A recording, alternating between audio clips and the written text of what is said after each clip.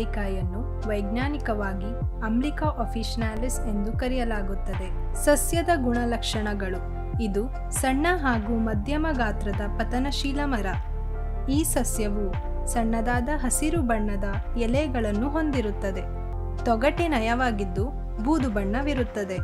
ಇದರ ಹೂವು ಹಸಿರು ಮಿಶ್ರಿತ ಹಳದಿ ಬಣ್ಣದಾಗಿರುತ್ತದೆ.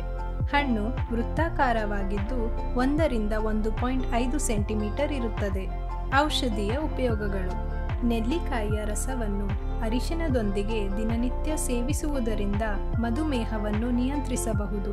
ಹಾಗೆಯೇ ಸಕ್ಕರೆ ಕಾಯಿಲೆಯಲ್ಲಿ ನೆಲ್ಲಿಕಾಯಿಯ ಚೂರ್ಣವನ್ನು ಖಾಲಿ ಹೊಟ್ಟೆಯಲ್ಲಿ ನೀಡುತ್ತಾರೆ. ಇದರ ರಸವನ್ನು ತುಪ್ಪದೊಂದಿಗೆ ಬೆರೆಸಿ ಜ್ವರವನ್ನು ಕಡಿಮೆ ಮಾಡಲು ಕೊಡುತ್ತಾರೆ.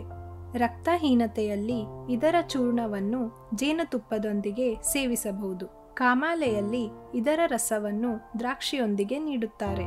ರಕ್ತಸ್ರಾವದಲ್ಲಿ ಇದರ ಚೂರ್ಣವನ್ನು ಸಕ್ಕರೆ ಹಾಗೂ ಜೇನುತುಪ್ಪದೊಂದಿಗೆ ನೀಡಬಹುದು. ಕೂದಲು ಹಾಗೂ ಕಣ್ಣಿನ ಆರೈಕೆಯಲ್ಲಿ ಇದನ್ನು ಹೆಚ್ಚಾಗಿ ಬಳಸಲಾಗುತ್ತದೆ. ಬೆಟ್ಟದ ನೆಲ್ಲಿಕಾಯಲ್ಲಿ ವಿಟಮಿನ್ ಸಿ ಪ್ರಮಾಣವು ಅತ್ಯಧಿಕವಾಗಿದೆ. ಕ್ಯಾಲ್ಸಿಯಂ, ಫಾಸ್ಫರಸ್, ಕಬ್ಬಿಣ, ಕ್ಯಾರಟಿನ್ ಮತ್ತು ವಿಟಮಿನ್ ಬಿ ಕಾಂಪ್ಲೆಕ್ಸ್ನಂತಹ ಅನೇಕ ಖನಿಜಗಳು ಮತ್ತು ಜೀವಸತ್ವಗಳನ್ನು ಹೊಂದಿದೆ.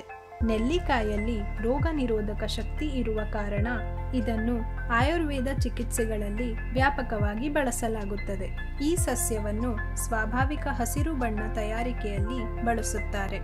ಮಹಿಳೆಯರಲ್ಲಿ ಸಾಮಾನ್ಯವಾಗಿ ಕಂಡುಬರುವಂತಹ ಕೂದಲುದುರುವಿಕೆ ಸಮಸ್ಯೆಯನ್ನು ಪರಿಹರಿಸಲು, ಚಿಕ್ಕ ಮಕ್ಕಳಲ್ಲಿ ಅಥವಾ ಅಕಾಲಿಕವಾಗಿ ಕಾಣಿಸಿಕೊಳ್ಳುವ ಬಿಳಿ ಕೂದಲು ನಿವಾರಣೆ ಇತ್ಯಾದಿ ಸಮಸ್ಯೆಗಳಿಗೆ ಬೆಟ್ಟದ ನೆಲ್ಲಿಕಾಯಿ ಸೇವನೆಯು ಅತ್ಯಂತ ಉತ್ತಮವಾಗಿದೆ.